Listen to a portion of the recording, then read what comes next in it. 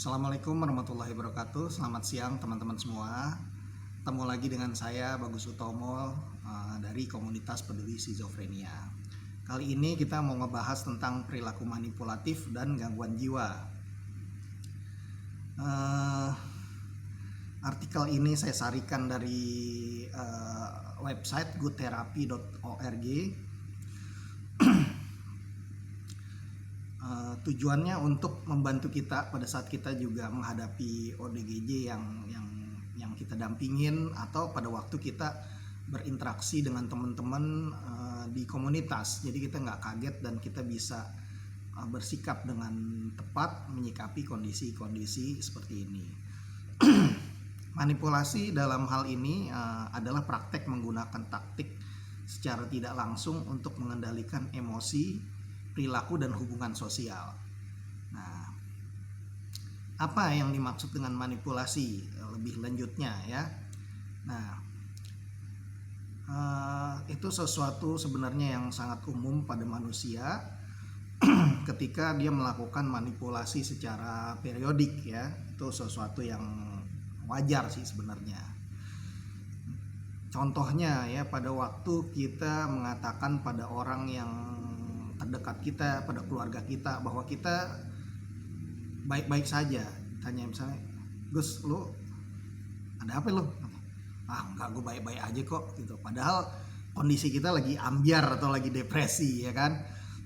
Nah, secara teknis itu sebenarnya termasuk kategori bentuk manipulasi yang dimaksudkan untuk mengontrol persepsi orang atau keluarga kita terhadap apa yang kita alamin dan gimana kita ngelihat reaksi dia terhadap situasi tersebut gitu ya. Namun manipulasi itu dapat juga mengakibatkan konsekuensi yang lebih berbahaya. Contohnya ya, yang bila dia itu dihubungkan dengan pelecehan emosional, kemudian khususnya dalam hubungan kita yang lebih akrab atau lebih intim lah dengan orang lain gitu. Kebanyakan orang melihat perilaku manipulasi ini secara negatif. Contohnya ketika orang tersebut melakukan manipulasi yang bisa melukai orang lain secara fisik, emosional, atau kesehatan jiwanya secara umum ya. Sementara sebagian orang lain memanipulasi karena memang perlu untuk mendapatkan bantuan atau dia mengendalikan situasi atau lingkungan di sekitarnya. Misalnya dorongan yang berasal dari rasa takut, cemas, itu orang biasanya melakukan manipulasi itu ya. Namun sikap manipulasi ini ada juga yang tidak sehat ya. Nah, kalau kita terbiasa melakukan manipulasi yang tidak sehat, akan membuat citra diri orang tersebut juga menjadi terpengaruh gitu ya.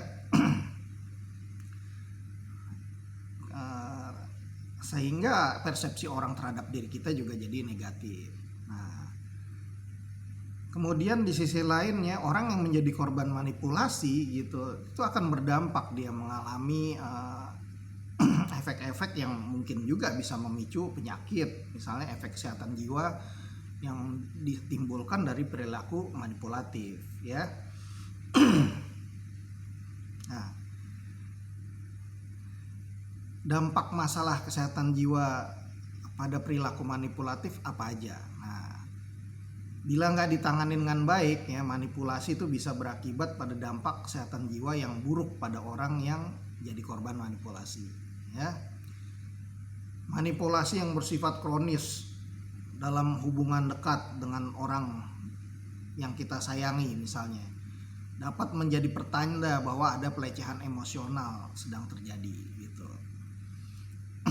Nah, dalam beberapa kasus tuh bisa menimbulkan trauma ketika korbannya itu dimanipulasi sehingga dia merasa bersalah atau merasa dipermalukan ya. Biasanya nih korban manipulasi yang menaun itu akan mengalami depresi berat. Muncul kecemasan atau ansietas, membentuk teknik pengelolaan masalah yang tidak sehat. Kemudian secara konsisten dia berusaha menyenangkan orang yang memanipulasi dirinya. Kemudian bisa juga dia berbohong atau tidak jujur terhadap apa yang dia rasakan.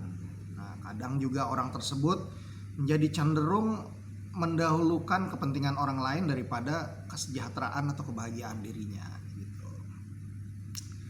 Dan yang terakhir, dia bisa menjadi sulit percaya sama orang lain karena dia sering jadi korban manipulasi, jadi paranoid gitu ya. Jadi dia selalu negative thinking terhadap niat orang lain, seringkali begitu. Nah,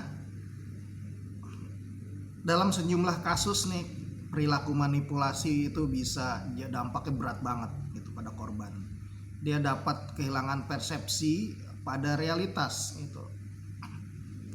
Contohnya ada film di Amerika tuh namanya Gaslight ya.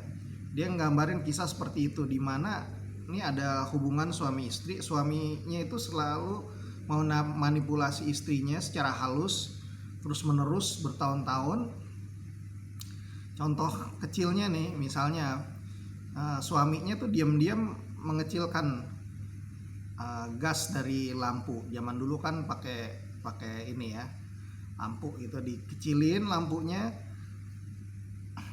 Terus kemudian ketika istrinya ngomong, kok lampunya jadi kecil ya, si suaminya mengatakan itu persepsi kamu aja gitu. Padahal sebenarnya dia yang mengecilkan lampu itu, sehingga si istrinya itu lama-lama menjadi bingung mana yang realitas, mana yang itu angan-angan dia gitu. Akhirnya dia jadi terganggu juga jiwanya. Nah, itu contohnya hal seperti itu ya, kalau orang menjadi korban manipulasi dalam jangka waktu lama. Nah,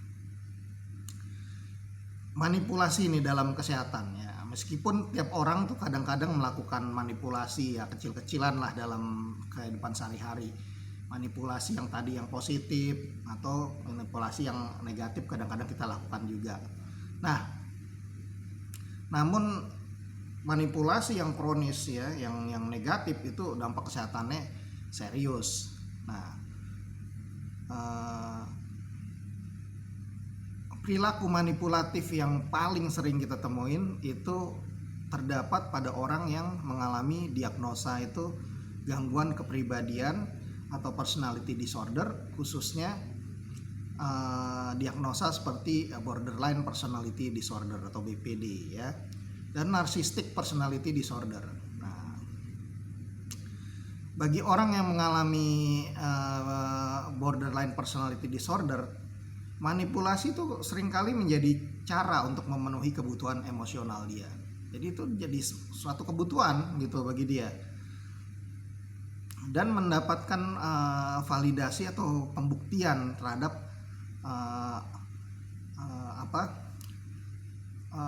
perasaan insecure dia gitu loh ya, atau dia merasa diabaikan atau ditinggalkan ya, abandon. Nah, dia tuh melakukan pembuktian. Jadi seakan-akan gini, jadi kayak menguji kasih sayang keluarganya gitu. Misalnya apa? Dia pengen disayang nih sama keluarganya, tetapi dia malah menyakiti keluarganya, kasar lah, apalah, emosional lah gitu. Terus dia pokoknya selalu deh seakan-akan dia ngetes keluarganya mulu, sampai keluarga bingung, gue mau gimana lagi menyatakan bahwa gue sayang sama lo, tapi kalau lo kayak begitu gimana gitu, kayak garamin air di laut gitu. Jadi nggak ada habisnya. Mau gue cintai dengan cara apa lagi gitu. Nah, jadi dia terus melakukan seperti itu ya.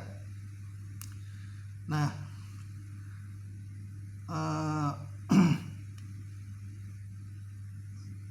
menurut para ahli ya, hal seperti itu terbentuk ya pada orang dengan borderline personality disorder ketika dia menyaksikan atau mengalami pelecehan. Nah, di dalam rentang masa hidup dia gitu, sehingga dari peristiwa itu dia mulai membentuk mekanisme coping terhadap situasi seperti itu untuk memenuhi kebutuhannya secara tidak langsung ya, gitu. Jadi misalnya gini, dia merasa dirinya tidak dicintai oleh keluarganya atau orang tuanya, dia anggap pilih kasih lah. Nah, padahal itu tidak benar gitu. Sebenarnya orang tuanya ya mungkin ada perbedaan dikit lah, tetapi sebenarnya orang tuanya sayang juga. Nah, dia melakukan satu perilaku ngetes, misalnya gini. Oh, pada waktu dia ulang tahun, orang tuanya lupa kan? Lupa. Nah, dia mencoba dia kirim-kirim sinyal, oh gini-gini supaya dia ingat. Tapi karena kalau orang tuanya kebetulan memang lupa, dan sampai hari H-nya itu orang tuanya nggak siap, nah bener kan, dia nggak sayang sama gue, nggak inget. Nah, giliran gue aja nggak inget, giliran sama abang gue dirayakan dan sebagainya.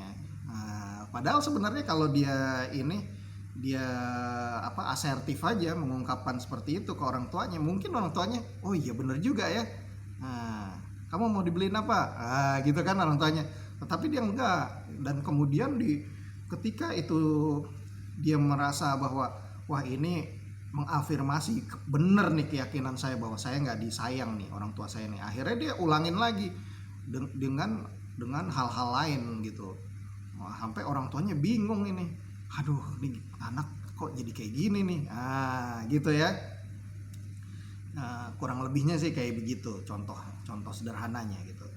Terus orang dengan narcissistic personality disorder mungkin punya alasan yang berbeda gitu dalam perilaku manipulatifnya dari orang borderline personality disorder ya. Nah, yaitu ketika orang dengan narcissistic personality disorder itu mengalami kesulitan ketika dia membangun hubungan dekat dengan orang lain gitu. Mereka kemudian menemukan bahwa manipulasi merupakan cara yang tepat nih untuk tetap menjaga pasangannya agar tetap bertahan dalam hubungan tersebut gitu.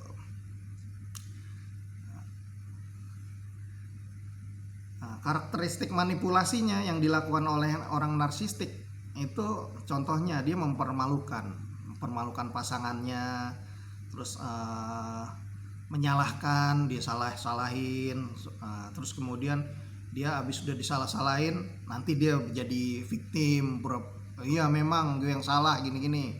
Nah, terus kemudian dia ada masalah dalam kendali atau kontrol, dan lagi-lagi dia contoh tadi gaslighting gitu. Nah, itu narsistik. Jadi segala sesuatunya kan kalau orang narsistik saya kan tentang saya gitu. Jadi dia cenderung membuat orang yang disayangnya itu merasa bersalah ya. Terus kemudian akhirnya nanti dia oh ya saya korbannya nih gini-gini, akhirnya oh iya udah salah, gimana saya ini kamu gitu loh. Jadi dia akhirnya lagi-lagi dia jadi pusat perhatian lagi kayak gitu. Nah, kalau orang borderline personality ada juga tuh yang misalnya ya udah kalau kamu ninggalin saya ini nih saya bunuh diri nih misalnya kayak gitu. Ada yang kayak gitu tuh ya. Terus contoh perilaku manipulatif juga ya. Nah, manipulasi dalam hubungan nih ya. Manipulasi yang dilakukan dalam jangka panjang dapat berdampak buruk pada hubungan dekat, baik ke teman, keluarga, pasangan. Dia dapat merusak hubungan tersebut dan mengakibatkan masalah kesehatan jiwa bagi korbannya. Dirinya sendiri juga pastinya akan semakin buruk, makin terjebak dia dalam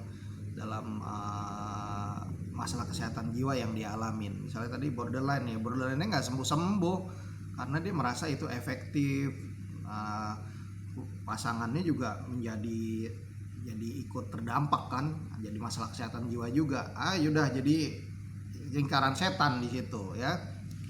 Dalam pernikahan atau hubungan dengan pasangan, manipulatif itu dapat menyebabkan pasangannya itu merasa dibully, diasingkan, diabaikan, dikecilkan, dan dia serasa dia tidak ada harganya gitu.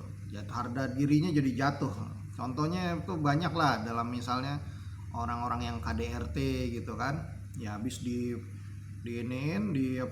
di KDRT, kemudian dia minta maaf lagi, ya, wah saya lah gini-gini, saya juga tidak ingin seperti ini gini-gini, kamu kan orang yang saya sayangin. Akhirnya baik lagi pasangannya, bolak-balik gitu, seperti itu ya.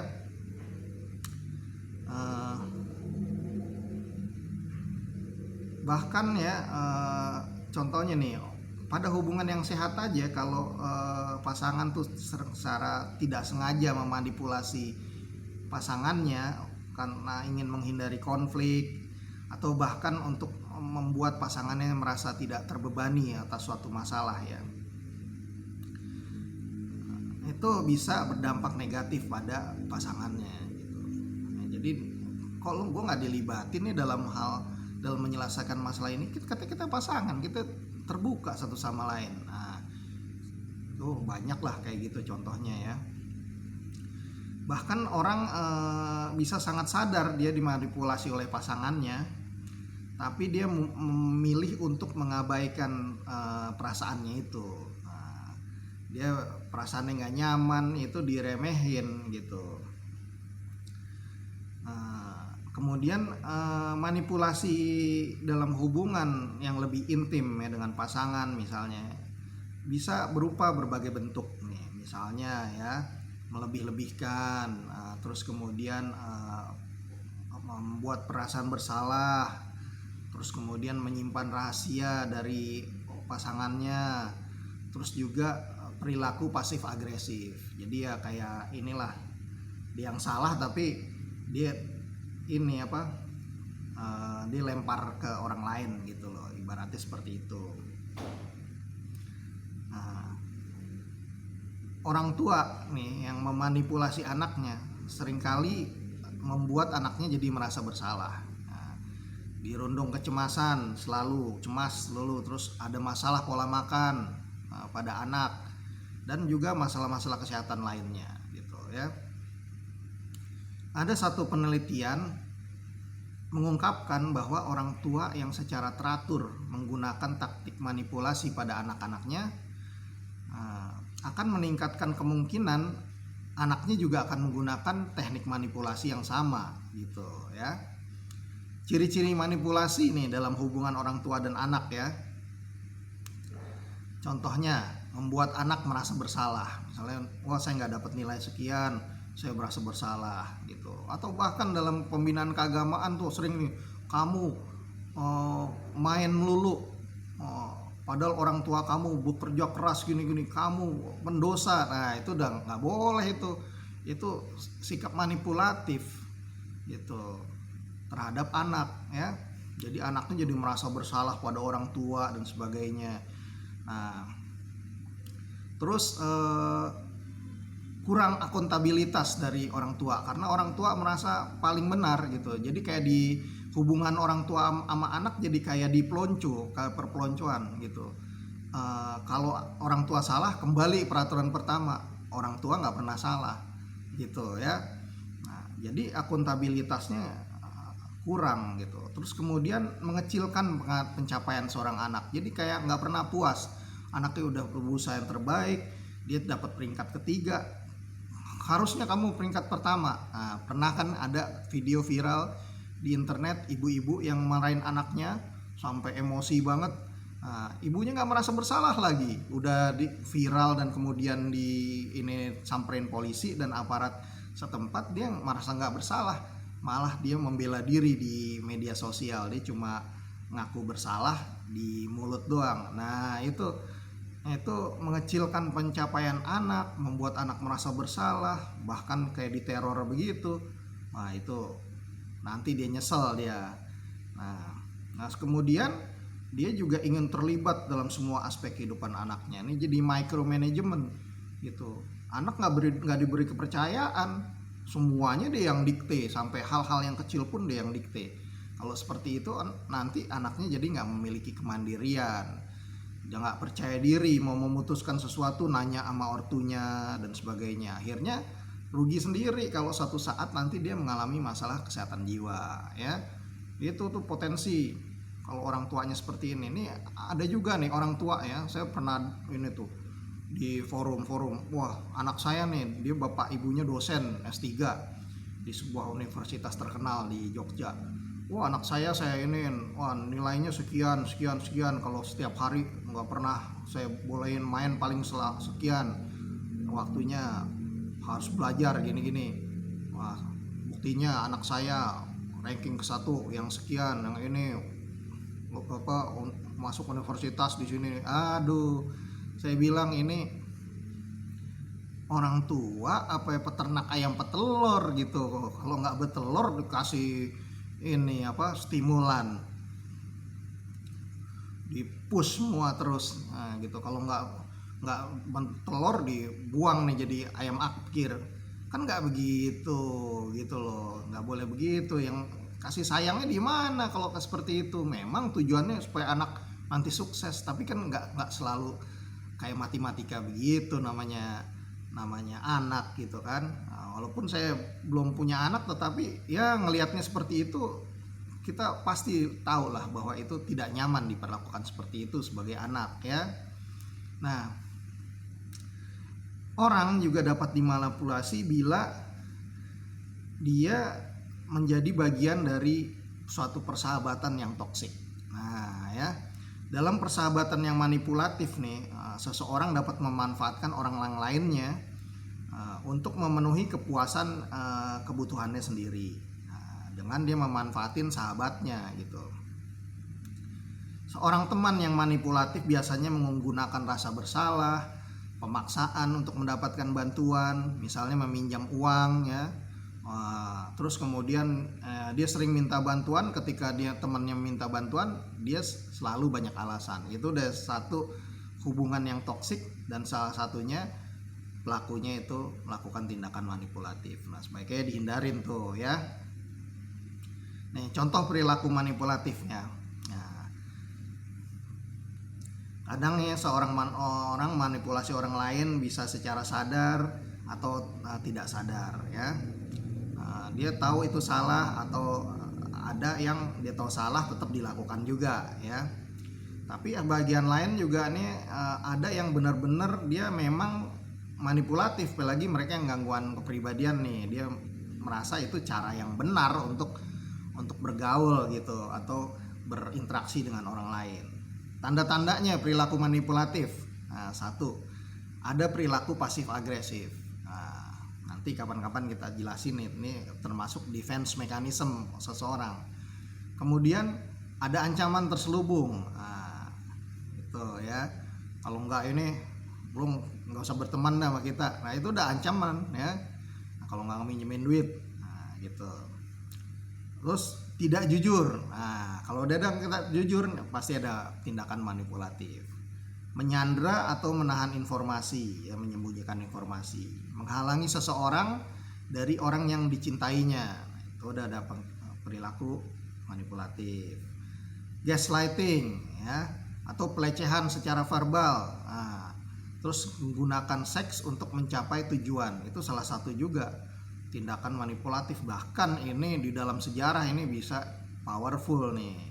Contohnya banyaklah kisah-kisah para penguasa di mana dia bisa jatuh atau dia naik karena menggunakan seks untuk mencapai tujuan. Nah, itu. Nah, karena motif perilaku manipulatif itu bervariasi ya, dari yang dilakukan secara sadar sehingga yang sangat membahayakan dan sangat jahat, itu ada ya. Sangat penting kita untuk mengenali situasi kondisi sesungguhnya ketika perilaku manipulatif itu terjadi. Kadang ya, memutuskan hubungan itu jadi sangat penting. Justru itu cara yang paling pamungkas dalam tindakan kita untuk mengatasi situasi pelecehan, situasi direndahkan dan sebagainya. Satu yang toksik lah, itu mendingan kita putusin. Langsung tegas aja deh, nggak usah pakai lama gitu ya. Seorang terapis itu seringkali juga ketika dia ingin memberdayakan korban nih yang dimanipulasi, itu kadang dia dorong untuk menghadapi situasi tersebut dan berani mengambil keputusan untuk memutuskan hubungan tersebut, ya. Nah, bagaimana kita menghadapi orang yang manipulatif? Nah, ketika manipulasi itu udah berkembang jadi toksik, jadi meracuni hubungan kita, ya, menghadapi perilaku manipulatif itu bisa sangat melelahkan. Kita kadang dibuat nggak mampu mengambil keputusan, decision making kita terganggu tuh. Kita berbulan-bulan, bertahun-tahun menghadapi situasi itu, tapi kita nggak bisa ngambil keputusan. Itu tandanya udah sangat toksik, ya. Perilaku manipulatif di lingkungan kerja dapat membuat orang jadi kinerjanya menurun. Contohnya, ya, perilaku manipulatif dari orang yang kita cintai dapat membuat kita jauh dari realitas, kita jadi putus dari realitas kadang-kadang, ya. Jadi bisa menimbulkan masalah kesehatan jiwa juga ketika kita menjadi korban, ya. Nah, bila kamu merasa sedang menjadi korban perilaku manipulatif dari orang lain, nah ini ada beberapa hal penting yang perlu kita sadari dan kita lakukan, ya. Satu, caranya putuskan saat itu juga, jangan pakai lama, jangan ditunda-tunda lagi, jangan pakai bertele-tele, putusin. Mau dia saudara, dia mau apa deh, putusin. Pasangan pun kalau dia udah KDRT, verbalnya udah melecehkan kita, memanipulatif kita, nah itu putuskan saat itu juga. Jadi jangan pakai lama-lama. Ya, jadi ketika seseorang mencoba mempermainkan respon emosional dari kita, nah kita harus pilih untuk tidak berikan respon emosional itu kepada orang tersebut. Jangan biarin dia merasa puas gitu dengan cara tadi kita putuskan, ya. Contohnya nih, ada seorang teman yang manipulatif, ya. Dia suka muji-muji kita, ngebaik-baikin kita sebelum dia minta bantuan, minta pengen ngutang lah atau sesuatu lah, kita sesuatu yang dia inginkan gitu, ya. Nah, itu udah terjadi berkali-kali. Nah, gimana? Ya, jangan ikutin permainannya. Nah, kita jawab dengan sopan bisa, kita jawab dengan tegas juga bisa. Nah, katakan aja tidak gitu langsung dan alihkan ke pembicaraan yang lain. Dia ngomong begitu lagi, sorry bro, nggak bisa gue kalau kayak gitu-gitu. Langsung ngomong yang lain lagi sampai dia akhirnya merasa wah ini nggak bisa sama dia nih, gue menggunakan cara ini sama dia nggak bisa, nggak berhasil gitu, ya. Jadi tegas, putuskan saat itu juga. Yang kedua, kita harus hadapi dengan penuh percaya diri. Nah, kadangkala tuh manipulasi bisa menggunakan upaya untuk membuat kita jadi ragu gitu. Nah, jadi target yang mau dia manfaatin ini dibikin ragu terhadap dirinya, nggak pede gitu. Nah, dia yang tadinya intuisinya tajam terhadap sesuatu, dia jadi jangan-jangan salah ya, jangan-jangan nggak gitu, kalau gagal gimana ya. Nah gitu, jadi dia meragukan kadang-kadang realitas yang dia pahami itu sampai diragukan sendiri. Jadi dikikis sama dia tuh rasa percaya dirinya. Nah, bila ini terjadi akan sangat membantu bila kita tegas untuk memegang kuat cerita versi kita sendiri gitu, ya. Jangan sama sekali kita percaya sedikit pun cerita versi dia gitu. Nah, meski demikian nih, bila ini terjadi pada hubungan dekat kita, misalnya kita di abuse nih sama pasangan kita, ya, yang mengalami perilaku manipulatif ini, kemungkinan besar itu tandanya, ya, kalau dia sampai seperti itu, kemungkinan besar itu udah saat yang paling maksimal kita udah harus putus hubungan dengan dia gitu, karena hubungannya itu udah nggak sehat sama sekali, ya. Nah, yang berikutnya, atasi segera masalah tersebut. Nah, jadi segera atasi masalah perilaku manipulatif ketika saat itu terjadi. Jadi jangan kita tunda-tunda. Ketika dia mau memanipulasi kita, langsung kita tuntasin saat itu juga. Langsung kita bantah, kita katakan kita nggak mau gitu. Jadi jangan sampai kita apalagi ya ini ya, ewuh pakewuh kalau di orang Jawa itu jangan. Kalau pada orang yang manipulatif kita nggak bisa pakai ewuh pakewuh, karena dia nggak tahu sopan santun lagi, udah nggak tahu empati sama orang lain ya. Jadi atasi saat itu juga, fokus dengan sungguh-sungguh untuk mengatakan bahwa cara lo itu merugikan gue gitu. Kalau lo cara lo kayak gitu tuh namanya lo ini makan temen gitu, makan tulang temen lah, MTT itu namanya. Nah, lo kalau kayak gitu nggak usah berteman sama gue dah gitu. Jadi tuntasin saat itu juga ya gitu. Nah, hindari memulai dengan pernyataan berupa kalimat tuduhan. Kalau menurut saya sih pancing dulu dia gitu sampai dia terkonfirmasi maunya dia apa. Nah dari situ baru kita langsung katakan. Jadi jangan kita nuduh dulu, jangan, nanti dia dapat ini bahan untuk ngeles ya. Nah, hal itu akan membantu kita mencapai penyelesaian masalah sambil menekankan bahwa perilaku itu tidak berlaku sama kita. Dia bilang ibaratnya kalau orang sekarang gini, lo dinosaurus mau lo kadalin ya kan, buaya mau lo kadalin, nah gitu kita bilang gitu. Udah lo anak kecil kagak usah dah kayak gitu sama gua gitu, macem-macem gue sikat lo. Sekalian kita kadang-kadang harus begitu, berani ya. Nih misalnya gini, sini lo denger ya, gue kagak demen lo memperlakukan kayak gitu ke gue gitu. Gue marah banget lo perlakukan kayak gitu ke gue gitu. Kalau lo mau kayak gitu kerjain sendiri, jangan ngerjain orang lain lo, jangan lempar tanggung jawab ke orang lain gitu. Kalau lo sekali lagi lo kayak gini, gue kirim email ke direktur sekalian kita ribut di depan pimpinan. Gue kagak takut mau dipecat kayak mau apa, yang penting lo jangan sekali-sekali lo main kayak gitu ke gue. Nah kadang-kadang kita mesti begitu supaya orang yang manipulatif ini ngerti itu udah salah dan dia nggak berani lagi. Nah, apakah dia kapok? Belum tentu, kemungkinan besar dia nggak kapok, tapi dia akan mencari orang lain yang bisa diperlakukan manipulatif seperti itu ya. Dia tidak lakukan lagi ke kita, dia pasti cari lagi orang lain. Nah ya, kemudian yang berikutnya, bertahan sesuai topik yang kita bicarakan. Nah contohnya ketika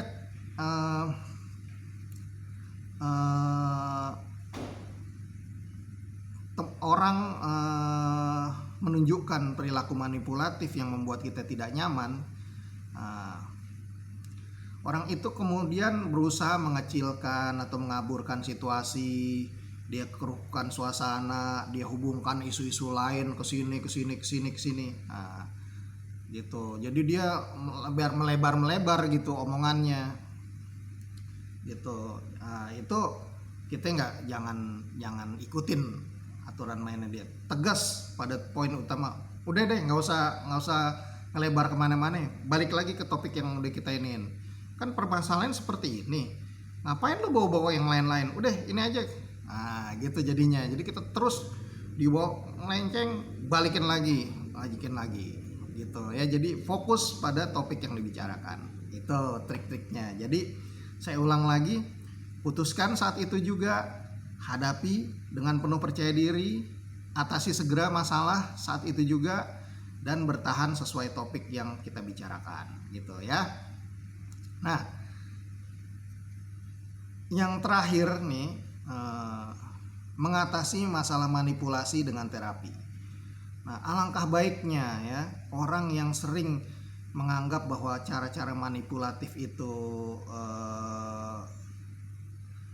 manjur buat dirinya, itu harusnya menyadari bahwa cara tersebut itu sebenarnya menghancurkan dirinya juga gitu. Memang dia mencapai apa yang diinginkan, tetapi dia setiap dia ini mendapatkan sesuatu dari orang, dia hancurkan hubungan sosial dengan orang tersebut gitu. Jadi sebenarnya makin lama dia akan semakin terisolasi gitu. Cuma karena manusia di dunia ini sekian banyak aja, jadi dia hilang di sini, hilang teman di sini, dia cari korban lagi, nggak habis-habis gitu kesannya. Tapi sebenarnya dia semakin lama dia melakukan manipulasi itu, dia semakin terasing dari lingkungan sosialnya ya.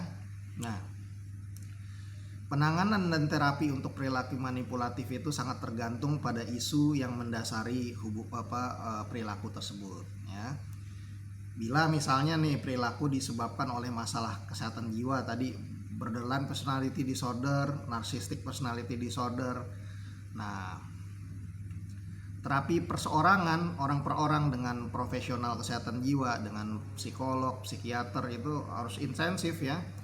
Nah, itu bisa membantu dia untuk memahami mengapa perilaku itu sebenarnya tadi tidak sehat bagi orang lain yang menjadi korbannya, tapi juga buat dirinya sendiri. Jadi terapis itu menunjukkan itu dulu.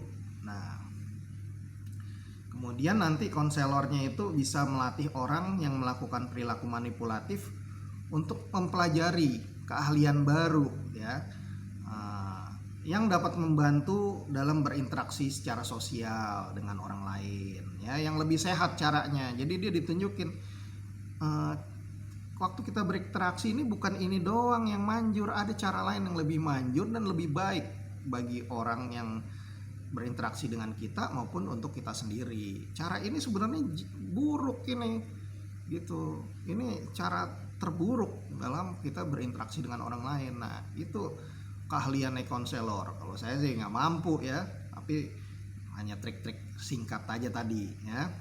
Nah, tapi ketika orang yang melakukan perilaku manipulasi ini ingin pulih, nah dia harus menemui konselor, dan konselor itulah yang akan melatih dia mempelajari keahlian baru yang lebih baik daripada perilaku manipulatifnya ya.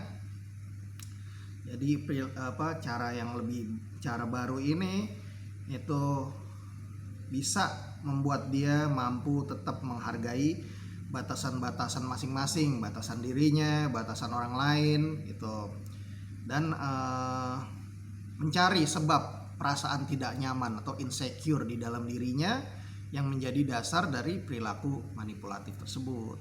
Tadi kan kita bilang bahwa ada dia melakukan teknik itu karena mungkin orang tuanya dulu melakukan teknik yang sama, orang di sekitarnya melakukan teknik yang sama, dan dia anggap, diadopsi itu teknik tersebut, dianggap wah ini manjur juga nih kalau gue lakukan ke orang lain nih, ke teman gue nih. Nah, akhirnya dia pakai terus. Nah, itu sebenarnya kenapa dia menganggap manjur, karena di situ di balik itu ada perasaan insecure dia ya. Nah, itu yang akan menjadi PR-nya para profesional kesehatan jiwa yang ingin membantu teman-teman yang mengalami perilaku manipulatif. Nah, masalah kesehatan jiwa tertentu seperti borderline personality disorder dapat membuat orang tersebut mengalami kecemasan saat menjalin hubungan sosial dengan orang lain.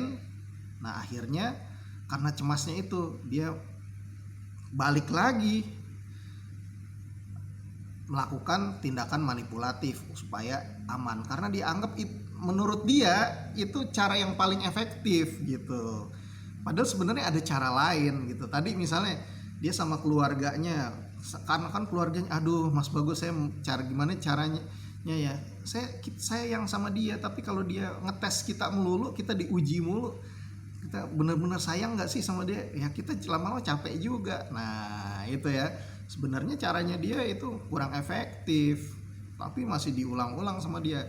Ada cara lain yang lebih baik sehingga dia akhirnya hubungannya dia dengan keluarganya itu malahan bisa lebih harmonis lagi ya. Jangan dipakai lagi cara-cara seperti itu.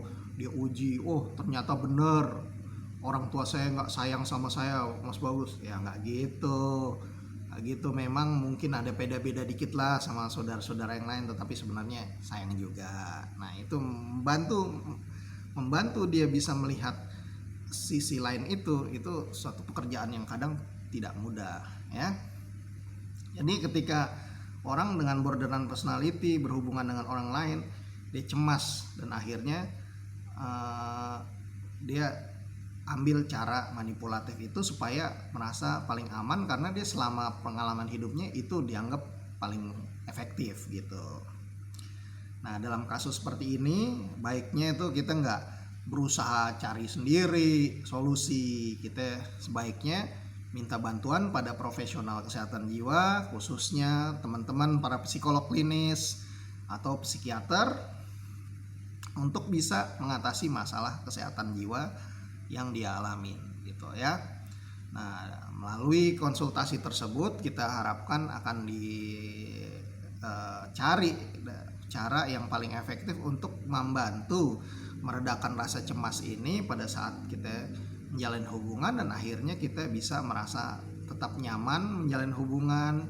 Kita juga punya cara-cara yang lebih efektif untuk menjalin hubungan yang lebih sehat dengan orang lain. Ini baik dalam tingkat keluarga maupun tingkat bermasyarakat gitu ya teman-teman.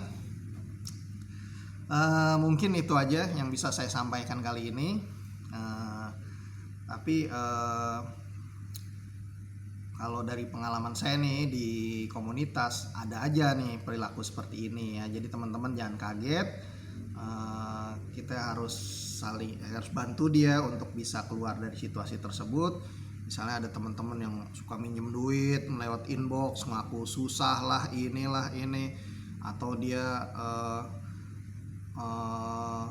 beralasan aja dia nggak mau disiplin minum obat apa, terus kemudian dia membuat selalu bikin hubungan